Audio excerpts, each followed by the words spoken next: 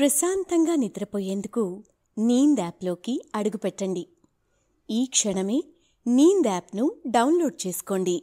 ఒత్తిడిని తగ్గించి ప్రశాంతమైన నిద్రలోకి మిమ్మల్ని తీసుకెళ్లే చక్కని కథలు, ధ్యాన పద్ధతులు, ఆహ్లాదకర సంగీతాన్ని మీరు నీంద్ యాప్లో మాత్రమే వినండి. నమస్తే, నేను మీ ఉమా. ఇప్పుడు మనం రచయిత్రి గౌతమి రచించిన నరేంద్రుడి ప్రేమ ప్రయాణం అనే కథను విందాం. ఒక అలుపెరుగని ప్రయాణం. తన దగ్గర ఉన్న ఒక చిన్న ఆధారంతో దూర ప్రయాణం చేసిన యువరాజు. అసలు ఈ ప్రయాణం ఎందుకు మొదలుపెట్టాడు? ఎవరి గురించి మొదలుపెట్టాడు? చివరికి ఎక్కడికి చేరుకున్నాడు? ఇవన్నీ మనం తెలుసుకోవాలంటే వెంటనే ఈ కథ వినాల్సిందే. అయితే మనం కథ వినడం ప్రారంభించే ముందు సౌకర్యవంతమైన స్థితిలోకి వెళదాం. మీకు ఇష్టమైన రీతిలో పడుకొని అన్ని లైట్లను ఆఫ్ చేసి మీ కళ్ళు మూసుకోండి. నెమ్మదిగా గాలి పీలుస్తూ పూర్తిగా లోతైన శ్వాస తీసుకొని వదలండి. ఈ ప్రపంచాన్ని, ఇవాల్టి జ్ఞాపకాలను మెల్లగా పక్కకు నెట్టి నిద్రలోకి క్రమంగా జారుకొనే సమయమిది. మరోసారి నెమ్మదిగా గాలి పీలుస్తూ లోతైన శ్వాస తీసుకొని మీ శరీరంలోని ఒత్తిడిని బయటకు వదిలేయండి. ఇప్పుడు చేయాల్సిందల్లా విశ్రాంతి తీసుకోవడం, సేద తీరటం, మునుపటి స్థితికి రావటం. మీరు ఇప్పుడు మంచం మీద ఉన్నారు. రోజువారీ అలసట నుంచి మీ శరీరం విశ్రాంతి తీసుకుంటున్నట్లుగా మీకు అనిపిస్తుంది. కాళ్ల నుంచి మొదలుపెట్టి మీ అవయవాల్లోని ఒత్తిడిని ఒక్కొక్కటిగా బయటకు పంపించేయండి. మీకోసం అవన్నీ రోజంతా చాలా కష్టపడ్డాయి. కాబట్టి వాటికి విశ్రాంతి తీసుకునే అర్హత ఉంది. ముందుగా మీ పాదాల్లో మొదలైన విశ్రాంత అనుభూతి క్రమంగా మీ మోకాలి క్రింది భాగానికి చేరుతుంది. అక్కడి నుంచి మోకాళ్లలోకి ప్రవేశిస్తుంది. ఇప్పుడు మీ కాలి ఎగువ భాగాన్ని విశ్రాంతి తీసుకోనివ్వండి. ఈ విశ్రాంత అనుభూతి క్రమంగా మీ పొత్తికడుపు నుంచి వెన్నెముక మీదుగా ఎగువ వీపు వరకు వచ్చి తరువాత ఛాతీలోకి ప్రవహిస్తున్నట్లుగా గుర్తించండి. అక్కడి నుంచి మీ భుజాల్లోకి, తరువాత చేతుల్లోకి, చివరగా వేలి కొనల వరకు వెళ్తున్నట్లుగా అనుభూతి చెందండి. ఆపై మీ మెడ, తల, ముఖం వరకు ఆ అనుభూతి ప్రవహిస్తుంది. అప్పుడు మీ శరీరం మొత్తం ప్రశాంతంగా, రిలాక్స్డ్గా నిద్రకు సిద్ధంగా ఉంది. త్వరలో మీరు చక్కని నిద్రలోకి జారుకుంటారు. డ్రీమ్ ల్యాండ్లో ప్రశాంతంగా ప్రయాణిస్తారు. ఈ ప్రయాణం ఉదయం వరకు కొనసాగుతూ ఉంటుంది. కాబట్టి మీరు కథను వింటున్నప్పుడు మీ శ్వాసను కూడా అనుసరించండి. అద్భుతమైన నిద్రానుభవం కోసం మీ శరీరం మొత్తానికి విశ్రాంతినిస్తూ స్థిరంగా ఉండండి. ఇప్పుడిక కథలోకి వెళదాం. ధర్మపురి అనే రాజ్యంలో ధర్మేంద్రుడు అనే మహారాజు ఉండేవాడు. రాజ్యం పేరుకు తగ్గట్లే ప్రతి ఒక్కరూ కూడా న్యాయంగా, నీతిగా, ధర్మంగా బ్రతుకుతూ ఉండేవారు. అందులో మహారాజు ధర్మేంద్రుడు తన కొడుకు నరేంద్రుడికి కూడా మంచి లక్షణాలు నేర్పడం జరుగుతుంది. తను చిన్నతనం నుంచే ప్రతి ఒక్కరికి సహాయం చేసే గుణంతో ఉండేవాడు. తను పేరుకు యువరాజైనప్పటికీ సాదాసీదా మనుషులందరితో కలిసిపోతూ తనకి వీలున్నప్పుడల్లా ఖచ్చితంగా ఊరిలోని పిల్లలకి పాఠాలు చెప్పడం, అందరితో కలిసి వ్యవసాయ పనులు చేయడం వంటి మంచి మంచి పనులు చేస్తూ ఉండేవాడు. చాలా వరకు ధర్మేంద్రుడు తన కొడుకు నరేంద్రుణ్ణి చూసి గర్వపడుతూ ఉండేవాడు. తన కొడుకు ప్రయోజకుడు కావడమే కాకుండా ధర్మపురి జనానికి కూడా అండగా నిలుస్తున్నందుకు సంతోషిస్తాడు. ధర్మపురిలో ప్రతి ఒక్కరూ సమానమే అని రాజకుటుంబం చూస్తేనే అందరికీ అర్థమవుతుంది. నరేంద్రుడు కూడా తమ ఊరి కోసం పాటుపడుతూ చిన్న కష్టం కూడా తమ ప్రజలకు వాటిల్లకుండా చూడాలి అనే ఉద్దేశంతో ఉండేవాడు. తారతమ్యం లేకుండా ప్రతి ఒక్కరూ చక్కగా చదువుకోవాలని, తమ రాజ్యంలోని వారు మరొకరి మీద ఆధారపడకుండా జీవించాలి అనేది ధర్మేంద్రుడి సిద్ధాంతం. అలా ప్రతి ఒక్కరూ కూడా తమ పనులు తామే చేసుకుంటూ తమకి అండగా ఉంటున్న రాజకుటుంబాన్ని చక్కగా చూసుకునేవారు. రోజులు గడుస్తూ ఉంటాయి. ధర్మేంద్రుడికి తన వయసు మీద పడడంతో నరేంద్రుడిని తన ఆస్థానానికి పిలుస్తాడు. చెప్పండి నాన్నగారు, పిలిచారట అని అడిగాడు నరేంద్రుడు. కుమారా, నీకు తెలియనిది ఏముంది చెప్పు.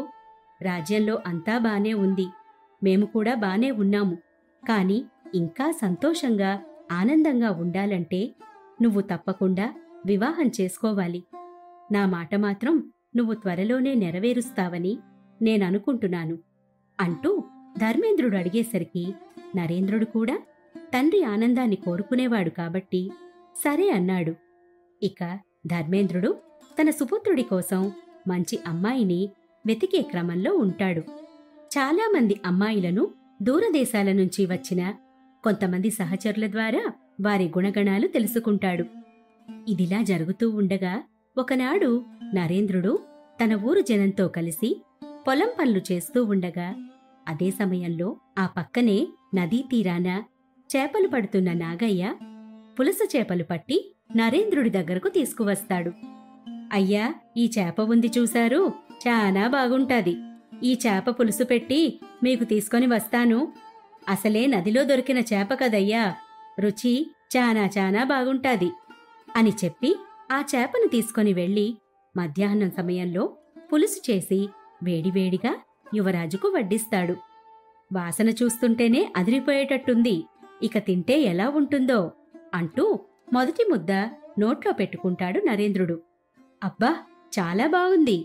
నేను ఈ మధ్యకాలంలో తిన్న రుచికరమైన వంటలలో ఇదే అద్భుతమైన చేపల పులుసు నాగయ్యా అంటూ లొట్టలేసుకుంటూ తింటూ ఉంటే పక్కనుంచి ఇంకా వడ్డిస్తూ ఉంటాడు నాగయ్య.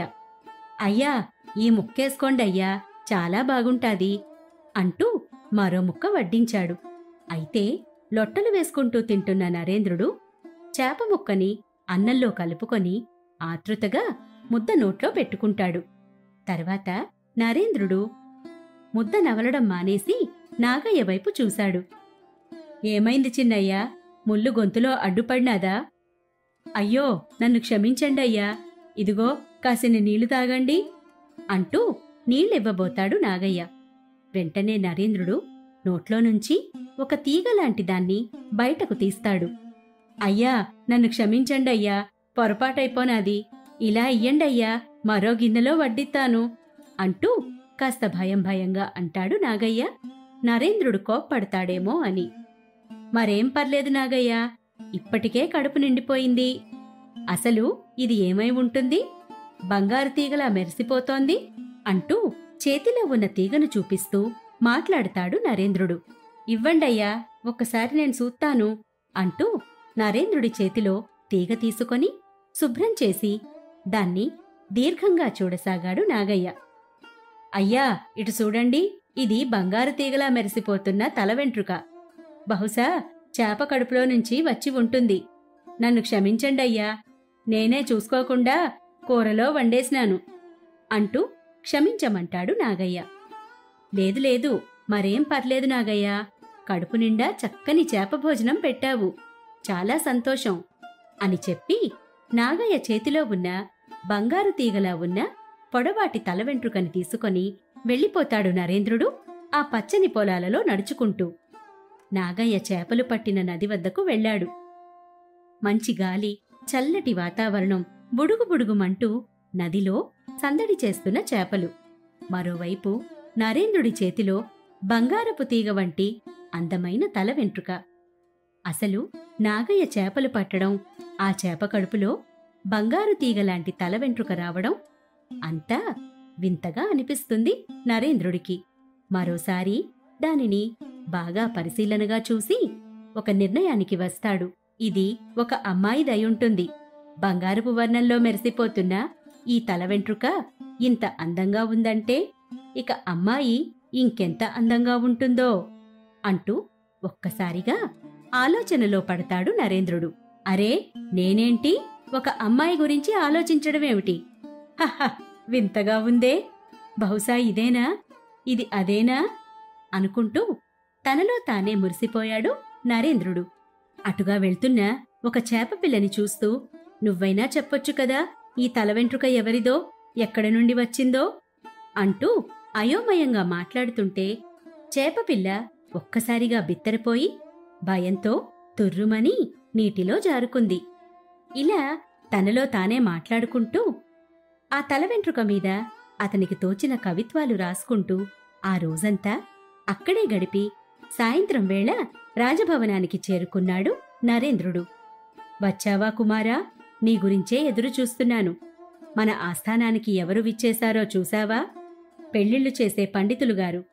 ఆయన మన పొరుగు దేశంలో ఉన్న కొంతమంది యువరాణి చిత్రపటాలు తీసుకుని వచ్చారు.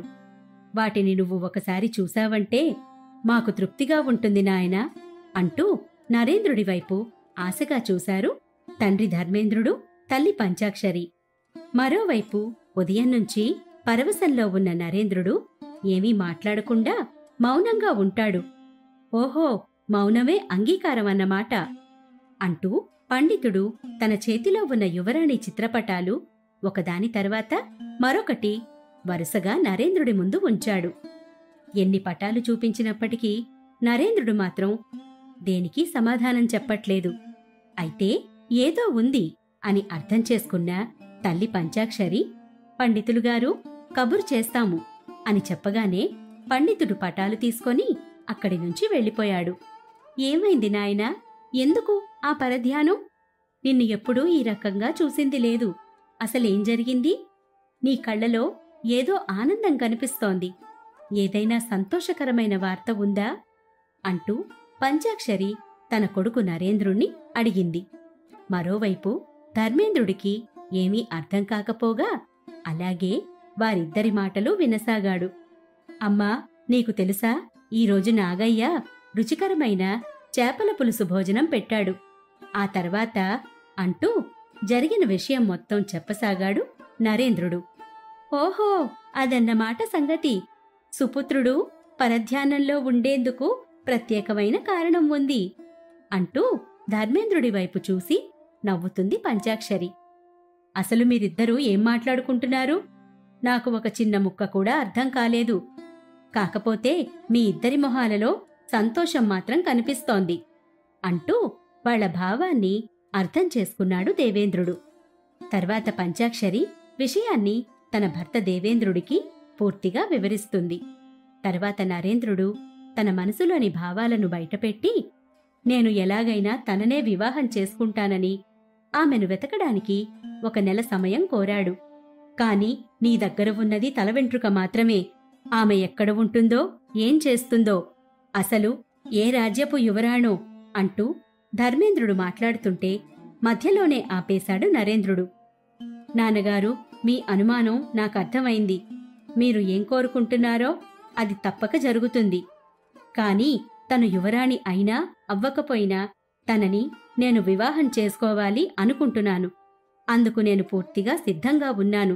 మీ కోరిక కూడా అదే అయితే నన్ను విజయంతో తిరిగి రావాలని వీరతిలకం దిద్ది పంపించండి అంటూ నరేంద్రుడు తన మీద ఉన్న నమ్మకంతో మాట్లాడేసరికి తల్లిదండ్రులు కొద్దిగా ఆందోళన పడినా తన కొడుకుపై ఉన్న నమ్మకంతో సంతోషంగా సాగనంపారు.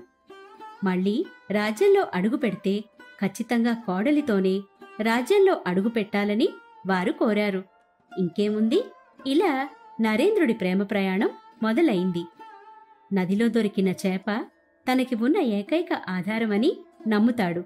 ఎందుకంటే ఆ నది ఎక్కడ్నుంచి ప్రవహిస్తుందో, ఏ ఊర్ల గుండా ప్రయాణిస్తుందో ఆ ప్రాంతాల ద్వారా ప్రయాణిస్తే తనకి ఆ అమ్మాయి ఖచ్చితంగా దొరుకుతుందని గట్టిగా నమ్ముతాడు నరేంద్రుడు. అలా తన ప్రయాణాన్ని కొనసాగించాడు. వెళుతున్న సమయంలో విపరీతమైన ఎండలు, తడిసి ముద్ద చేస్తున్న అకాల వర్షాలు, మంట కూడా వెలగలేనంత మంచు వర్షం, చిమ్మ చీకటి, కాకులు దూరని కారడవి, ఇలా పగలు రాత్రి ఎంతో కష్టపడుతూ దారి మధ్యలో ఎదురైన మృగాలకు ఎదురెళ్లి తప్పించుకొని ముందుకు సాగాడు నరేంద్రుడు. ఇలా తన ప్రయాణం 1 ఏడాది పాటు సాగింది. అలా ఆ అమ్మాయి కోసం వెతుకుతూ అన్వేషణ అనే రాజ్యంలోకి ప్రవేశించాడు. నది చూపించిన దారి ప్రకారం ఈ రాజ్యం గుండానే నది ప్రవహిస్తూ ఉంటుంది. అలా రాజ్యంలో ఒక సాధారణ పౌరుడిలాగా ప్రయాణిస్తూ ఆ రాజ్య సౌందర్యాన్ని చూసి ముగ్ధుడవుతాడు నరేంద్రుడు. అలా ఆ రాజ్యపు వీధుల గుండా రాజప్రస్థానాలను, కట్టడాలను చూస్తూ ఆశ్చర్యంతో నడుస్తూ, ఆహా, ఎంతటి సుందర నగరము అనుకుంటూ చుట్టూ పరికించి చూస్తూ ఉండగా ఒక ముసుగు వేసుకున్న వ్యక్తి పరిగెత్తుకుంటూ వచ్చి నరేంద్రుని ఢీకొట్టి కాస్త దూరం వెళ్లి కింద పడిపోయారు. అయ్యో, నీకేం కాలేదు కదా అంటూ నరేంద్రుడు కింద పడిన వ్యక్తి చెయ్యి పట్టుకొని పైకి లేవదీయబోయాడు. అంతటి హడావిడిలో కూడా నరేంద్రుడిని ఆ వ్యక్తి కళ్ళు ఆకర్షించాయి. నీలి సముద్రాన్ని తలపించే నీలి కళ్ళు ఆ వ్యక్తివి. నరేంద్రుడు తెలియకుండానే ఎందుకో ఆ వ్యక్తి కళ్ళలోకి చూస్తూ ఉండిపోతాడు. నువ్వు ఎవరివయ్యా? నన్ను పైకి లేవదీయడమే కాకుండా నా కళ్ళలోకి చూసే ప్రయత్నం చేస్తున్నావు? నీ సంగతి తర్వాత చూస్తాను. ముందు తప్పుకో, నేను వెళ్ళాలి అంటూ అక్కడ నుంచి ఆ వ్యక్తి మళ్లీ హడావిడిగా పరిగెత్తుకుంటూ వెళ్ళిపోయింది. ఎప్పుడైతే ఆ వ్యక్తి నరేంద్రుని ఢీకొట్టారో అప్పుడే నరేంద్రుడి భుజం మీద తను అనుకోనిది కనిపిస్తుంది. దాన్ని చేత్తో పట్టుకొని నరేంద్రుడు క్షణం అలాగే చూస్తూ, అవును, అదే తలవెంట్రుక, అంటే ఈమె అంటూ పరిగెడుతూ ఉన్న ఆమె వెనుక నరేంద్రుడు కూడా తనని ఆగమంటూ తన వెనుక పరిగెత్తాడు. ఆమె మాత్రం కొత్తగా పరుగు నేర్చుకున్న జింకపిల్లలా హడావిడిగా పరిగెత్తుతూనే నరేంద్రుడి కనుచూపు మేర కనిపించకుండా మాయమైపోయింది. ఆయాసపడుతూ అక్కడే నించొని, ఎటుపోయింది ఆమె? తనకోసమే నా అన్వేషణ.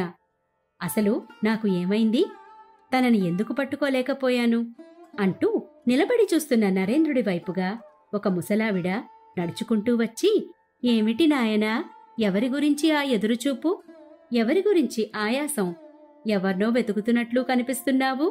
నాతోరా, నువ్వు ఎవరి గురించి వెతుకుతున్నావో వారి జాడ తప్పకుండా దొరుకుతుంది. ముందు కాస్త సేద తీరు నాయనా. నువ్వు చూస్తుంటే ఈ రాజ్యం వాడిలా కనిపించట్లేదు. ఇంతకీ ఎవరు నువ్వు అంటూ తనతో పాటు తీసుకెళ్లి మజ్జిగ ఇస్తూ ప్రశ్నించసాగింది ఆ ముసలమ్మ.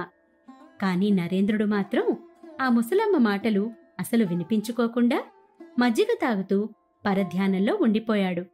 ఆ ముసలమ్మ మెల్లగా నవ్వుతూ, నువ్వు వెతుకుతున్న ముసుగమ్మాయి తప్పకుండా దొరుకుతుంది అంటూ అనగానే నరేంద్రుడు ఒక్కసారిగా ఉలిక్కిపడి పరధ్యానం నుంచి బయటపడి ఆశ్చర్యంగా ఆ ముసలావిడ వైపు చూస్తూ, అవును, ఆ ముసుగమ్మాయి ఎక్కడుంటుంది అని ఒక క్షణమాగి, అయినా నేను ఆ ముసుగమ్మాయి గురించి వెతుకుతున్నట్లు మీకెలా తెలుసు అంటూ ఆ ముసలావిడ వైపు చూస్తూ అడుగుతాడు నరేంద్రుడు.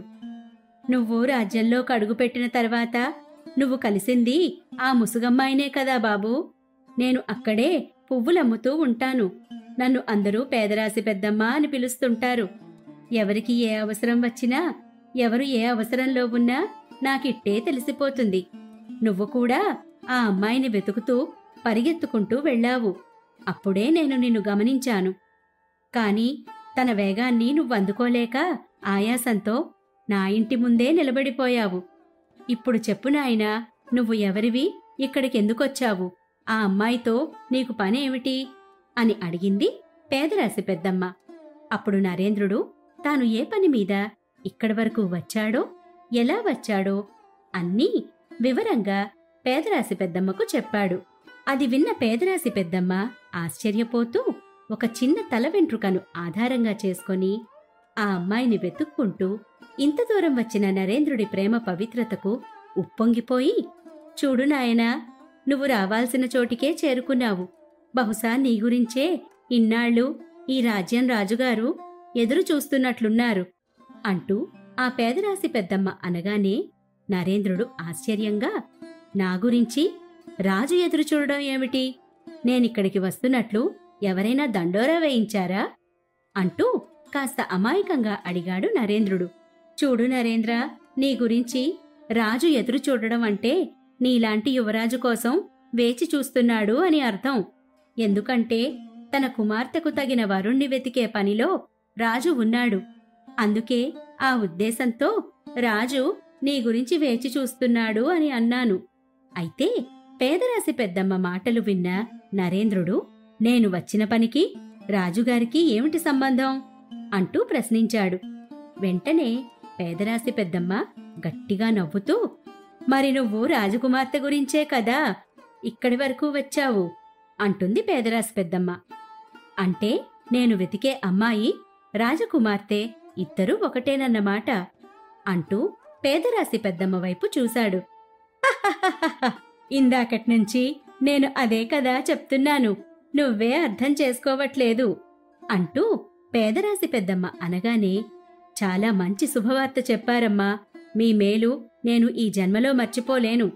కాని మీరు చెప్పిన దాని ప్రకారం చూస్తే ఈ తలవెంట్రుక యువరాణిది. కాని యువరాణి ఎందుకు తన రాజ్యంలో ముసుగు వేసుకుని తిరుగుతుంది? ఎందుకు ఆమెను పట్టుకోవడానికి వెనక భటులు పరిగెడుతున్నారు అంటూ తన మనసులో ఉన్న సందేహాన్ని బయట పెట్టాడు నరేంద్రుడు. పేదరాశి పెద్దమ్మకు కథలు చెప్పడం అంటే ఎంతో ఉత్సాహం. అంతేకాకుండా ఆమెకు ఓర్పు చాలా ఎక్కువ. అందుకే నరేంద్రుడు అడిగిన ప్రతి ప్రశ్నకు చక్కని సమాధానాలు ఇచ్చింది. మా అన్వేషణ రాజ్యంలోని మా రాజుగారి రాణిగారి ముద్దుల కుమార్తె యువరాణి సౌమ్యవతి. ఆమె పేరుకు తగ్గట్లే ఎన్నో మంచి గుణాలు ఉన్న చక్కని అమ్మాయి. అంతేకాకుండా యువరాణికి చాలా ధైర్యం ఎక్కువ. ముఖ్యంగా ఆమె ప్రజల మధ్య బ్రతకాలనుకుంటుంది. సామాన్యురాలిగా అందరితో మెలగాలనుకుంటుంది. కాని రాజు రాణీలు మాత్రం తమ భయాల కారణంగా యువరాణిని కోట నుంచి బయటకు పంపించేందుకు అసలు ఒప్పుకునేవారు కాదు. కాబట్టి ఆమెకు నచ్చినప్పుడల్లా ఇలా ముసుగు వేసుకొని కోటలో నుంచి బయటకు వచ్చి అందరితో సరదాగా గడుపుతూ ఉంటుంది. ఒకవేళ యువరాణి కోటలో లేదని గ్రహించిన తల్లిదండ్రులు ఆమెను వెతకమని భటులను పంపిస్తే అలా తప్పించుకొని పారిపోతూ ఉంటుంది. అదే సమయంలో నువ్వు ఆమెకు అడ్డుపడ్డావు. అందుకే ఆమె చిన్నగా కోప్పడింది. కాని ఆమె మనసు మాత్రం చాలా మంచిది అంటూ యువరాణి విశేషాలన్నీ తీరికగా కూర్చొని చెప్పింది పేదరాశి పెద్దమ్మ. అయితే నరేంద్రుడు మరొక రాజ్యానికి చెందిన యువరాజని చెప్పకుండా సామాన్యుడిగానే యువరాణిని వివాహం చేసుకోవాలని నిర్ణయించుకున్నాడు. అన్వేషణ రాజ్యపు మహారాజు తన కుమార్తె కోసం రాజకుమారుణ్ణి వెతుకుతున్నట్లు ఇప్పటికే తెలిసింది కాబట్టి నరేంద్రుడు ఇక ఆలస్యం చేయకుండా ధైర్యంగా రాజుగారి దగ్గరకు వెళ్లి తన కుమార్తెను ప్రేమిస్తున్నానని, పెళ్లి చేసుకోవాలనుకుంటున్నానని చెప్పడానికి వెళుతున్నానని పేదరాశి పెద్దమ్మకు చెప్పి తన ఆశీస్సులు తీసుకొని బయలుదేరతాడు. అయితే నరేంద్రుడు ఒక సాధారణ మనిషిగా రాజసభకు వచ్చి రాజుగారి ముందు నిలబడి సభా సమక్షంలో తాను యువరాణి సౌమ్యవతిని ఇష్టపడుతున్నట్లు తమరు ఒప్పుకుంటే యువరాణి సౌమ్యవతిని వివాహం చేసుకుంటానని ధైర్యంగా పలికాడు నరేంద్రుడు. నీకు ఎంత ధైర్యం ఉంటే నా ముందుకు వచ్చి నిలబడతావు? పైగా నా కుమార్తెను ప్రేమిస్తున్నానని, వివాహం చేసుకుంటానని నా అంగీకారం అడుగుతావా? ఒక సామాన్యుడవైన నువ్వు నా కుమార్తెను వివాహం చేసుకుంటావా? నీకెంత ధైర్యం అంటూ నరేంద్రుడి మీద కోప్పడ్డాడు రాజు. నరేంద్రుణ్ణి బంధించమని భటులను ఆదేశించాడు. వెంటనే నరేంద్రుడు, ఎంత ధైర్యం అంటున్నారు కదా, ఆ ధైర్యంతోనే మీ ముందు నిలబడ్డాను. మీ కుమార్తె సౌమ్యవతిని ఇచ్చి వివాహం చేస్తే నాతో పాటు తీసుకెళ్తాను అంటూ నరేంద్రుడు మాట్లాడుతుంటే మధ్యలోనే ఆపి నరేంద్రుడి ధైర్యానికి మెచ్చి శాంతించి ఎలాగైనా నరేంద్రుడి పొగరు అణచాలని, బుద్ధి వచ్చేలా చేయాలని, ఎందుకు తన కుమార్తెను ఇష్టపడ్డానా అని కుమిలిపోయేలాగా చేయాలని అనుకున్నాడు. తన ముందే ధైర్యంగా తన కుమార్తెను వివాహం చేసుకుంటాను అనే ధైర్యాన్ని తగ్గించాలని చూస్తాడు రాజు. అందుకు ఒక ప్రణాళిక వేశాడు రాజు. నీకు అంత ధైర్యం ఉంది కదా, అయితే నేను పెట్టే 3 పరీక్షలలో నువ్వు గెలిస్తే తప్పకుండా నా కుమార్తెను ఇచ్చి వివాహం చేస్తాను, లేదంటే నేను విధించే శిక్షకు బాధ్యుడవవుతావు అంటూ నరేంద్రుడికి వివరించాడు. అందుకు నరేంద్రుడు తన సమ్మతాన్ని తెలిపి ఏమిటా పరీక్షలు అని రాజుగారిని అడిగాడు. జరుగుతున్న మొత్తం విషయాన్ని చూస్తున్న యువరాణి సౌమ్యవతి ఆ సామాన్యుడి ధైర్యానికి ముచ్చటపడి ఎవరా సామాన్యుడని తనని ఎలాగైనా చూడాలని కోరిక కలిగింది. కాని ఆ సామాన్యుడెవరో కాదు, భటులు తనని తరుముతుండగా తనని ఢీకొట్టినవాడే అని తెలుసుకొని ఆశ్చర్యపోయింది. నిజానికి యువరాణి సౌమ్యవతి తనని ఢీకొట్టిన మొదటి చూపులోనే నరేంద్రుడి అందాన్ని, శరీర సౌష్ఠవాన్ని చూసి ప్రేమలో పడిపోయింది. ఈ విషయం తనలోనే దాచుకొని నరేంద్రుడిని వెతికే పనిలో ఉంటుంది. కాని నరేంద్రుడే అక్కడికి వచ్చి ఇలా చిక్కుల్లో పడతాడని సౌమ్యవతి ఊహించలేదు. ఇక రాజు ఒక్కొక్కటిగా పరీక్షలను వివరిస్తూ ఉండగా సౌమ్యవతిని మొట్టమొదటిసారిగా చూశాడు నరేంద్రుడు. మరొకసారి సౌమ్యవతి కళ్ళలోకి చూస్తూ తన ఇష్టాన్ని తన కళ్లతోనే చెబుతాడు. ఆమెకు కూడా తనంటే ఇష్టమే అని తన కళ్లతో చెబుతుంది. అలా ఇద్దరూ ఒకరికొకరు తమ ఇష్టాలను కళ్లతోనే మాట్లాడుకుంటారు. ఇక మొదటి పరీక్షగా కొలనులోకి దిగి కళ్ళకి గంతలు కట్టుకొని బాణంతో చేపను గురిపెట్టి కొట్టాలి. ఈ వార్త తెలుసుకున్న రాజ్యపు ప్రజలు గుంపులు గుంపులుగా కొలను దగ్గరకు వచ్చి చేరారు. మరోపక్క సౌమ్యవతి కూడా అందరిలో కలిసిపోయి ముసుగు వేసుకొని వచ్చి రాజు పెట్టే మొదటి పరీక్షలో నరేంద్రుడి విజయం కోసం ఆతృతగా ఎదురు చూడసాగింది. నరేంద్రుడు కళ్ళకి గంతలు కట్టుకొని కొలనులోకి దిగి గట్టిగా ఊపిరి తీసుకొని ఎక్కడైతే చప్పుడు వస్తుందో అక్కడ గురిపెట్టి కొట్టాడు. ఇంకేముంది, బాణానికి చేప చిక్కింది. మొదటి పరీక్షలో నరేంద్రుడు విజయవంతమయ్యాడు. ఆశ్చర్యంగా సౌమ్యవతితో పాటుగా రాజ్య ప్రజలు కూడా వారికి తెలియకుండానే ఆనందంతో చప్పట్లు కొట్టారు.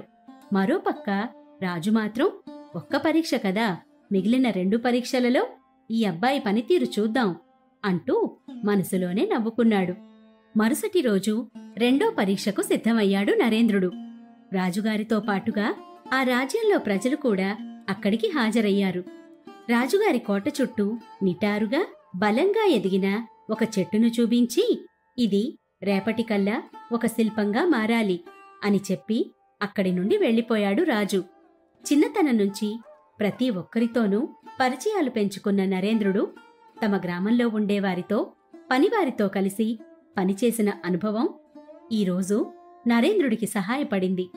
నరేంద్రుడు తను ప్రేమించిన యువరాణి వైపు చూసిన క్షణాన్ని గుర్తు చేసుకొని మరోసారి ధైర్యంగా తన పని మొదలుపెట్టాడు. మరుసటి రోజు ఉదయం నరేంద్రుడు చెక్కిన శిల్పాన్ని చూడడానికి వచ్చిన రాజు ఒక్కసారిగా ఆశ్చర్యపోయాడు.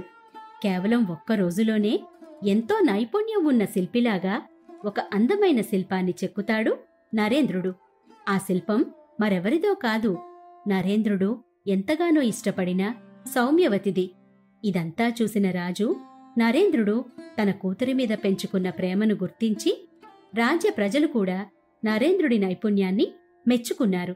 కాని నరేంద్రుడు మాత్రం మరి 3వ పరీక్ష ఏమిటో కూడా చెప్పండి అని అనగానే రాజు ఇక మనసు మార్చుకొని 3వ పరీక్ష పెట్టకుండానే తన కూతురు సౌమ్యవతికి ఇంతకన్నా ధైర్యవంతుడు, నైపుణ్యవంతుడు, ముఖ్యంగా ప్రేమించేవాడు దొరకడని భావించి వివాహం చేసేందుకు నిశ్చయించుకున్నాడు.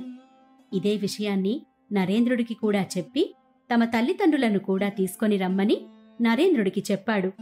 కేవలం 1 నెల రోజుల్లో కబురుతో తిరిగి వస్తానని చెప్పి వెళ్లిన కుమారుడు ఏడాదైనా కూడా రాకపోయేసరికి తన కుమారుడిపైన నమ్మకంతో ఎదురుచూస్తూ ఉంటారు ధర్మేంద్రుడు, అతని భార్య పంచాక్షరి. చివరగా ఏడాది తర్వాత తిరిగి వచ్చిన నరేంద్రుడు తమ రాజ్యానికి చేరుకొని ఆ శుభవార్తని తన తల్లిదండ్రులకు వివరించాడు. ఇక ధర్మపురి రాజ్యంలో సంబరాలు మిన్నంటాయి. అన్ని ఆచారాలతో అంగరంగ వైభవంగా అన్వేషణ రాజ్యంలో అడుగుపెట్టారు ధర్మేంద్రుని దంపతులు, కుమారుడు నరేంద్రుడు. ఇదంతా చూసిన అన్వేషణ రాజ్యం రాజు నిజంగా ఆశ్చర్యపోతాడు. ఒక యువరాజులా కాకుండా నిజమైన ధైర్య సాహసాలు ఉన్న సామాన్యుడిలా తాను పెట్టిన పరీక్షలు విజయవంతంగా పూర్తి చేసిన నరేంద్రుణ్ణి చూసి నిజంగా సంతోషిస్తాడు. తన కుమార్తెకు అసలైన వరుడు దొరికాడని సంబరాలు జరిపించి ఒక మంచి శుభముహూర్తాన నరేంద్రుడికి, సౌమ్యవతికి అంగరంగ వైభవంగా కన్నుల పండుగగా వివాహం జరిపించారు. ఇలా నరేంద్రుడి ప్రేమ ప్రయాణం ముగుస్తుంది. ఇక సెలవు. ప్రశాంతంగా నిద్రపోయేందుకు నీంద్ యాప్లోకి అడుగుపెట్టండి. ఈ క్షణమే నీంద్ యాప్ను డౌన్లోడ్ చేసుకోండి. ఒత్తిడిని తగ్గించి ప్రశాంతమైన నిద్రలోకి మిమ్మల్ని తీసుకెళ్లే చక్కని కథలు, ధ్యాన పద్ధతులు, ఆహ్లాదకర సంగీతాన్ని మీరు నీంద్ యాప్లో మాత్రమే వినండి.